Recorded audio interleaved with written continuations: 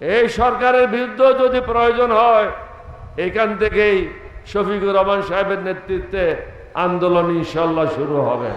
তারেক রহমান সাহেবকে অনুরোধ করব, আপনি চারিদিকে বিভিন্ন ধরনের লোক দ্বারা পরিবেষ্টিত, তাদের সম্বন্ধে আপনি অবগত হন। অন্য দেশকে দোষ দিয়ে লাভ নাই। অন্য দেশের দালাল বাংলাদেশে যারা আছে তাদেরকে নিশ্চিহ্ন করেন। আগে ঘর সামলান, তারপরে বাহিরের কথা চিন্তা করেন। ইন্দুর তো আমার ঘরে, যে ইন্দুররা সবসময় বাংলাদেশের স্বাধীনতা সার্বভৌমত্ব বিপন্ন করার জন্য দিল্লি ভিজিট করেছে। ব্রিটিশের আন্দোলন এখান থেকে শুরু হয়েছিল। পাকিস্তানের বিরুদ্ধেও স্বাধীনতার আন্দোলন এখান থেকে শুরু হয়েছে। এই সরকারের বিরুদ্ধে যদি প্রয়োজন হয় এখান থেকেই শফিকুর রহমান সাহেবের নেতৃত্বে আন্দোলন ইনশাআল্লাহ শুরু হবে। আপনারা সদা সর্বদা প্রস্তুত থাকবেন। আল্লাহর রহমত আপনাদের উপর থাকবে, এটা আজকে প্রমাণ দেখছেন। প্রধানমন্ত্রীকে বুঝতে হবে বাংলাদেশের জনগণ স্বাভাবিক জীবন যাপন করতে পারছে না।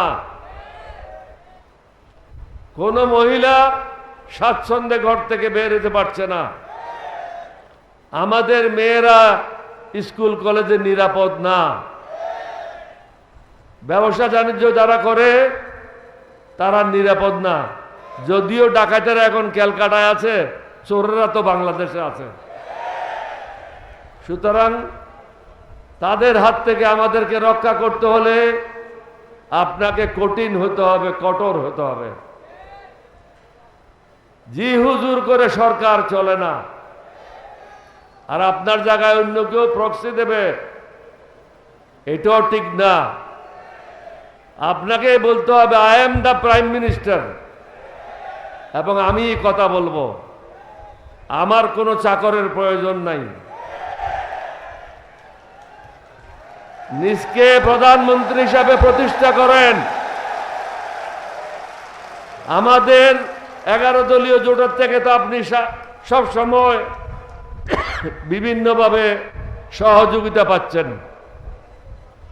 আমরা তো আপনার বিরুদ্ধে না, কিন্তু আপনার সাথে যারা বিদেশের দালাল আছে তাদের বিরুদ্ধে আমাদের অবস্থান। আপনি নতুনভাবে দেশপ্রেমিক লোকদেরকে দিয়ে দেশ পরিচালনা করার ব্যবস্থা নেন।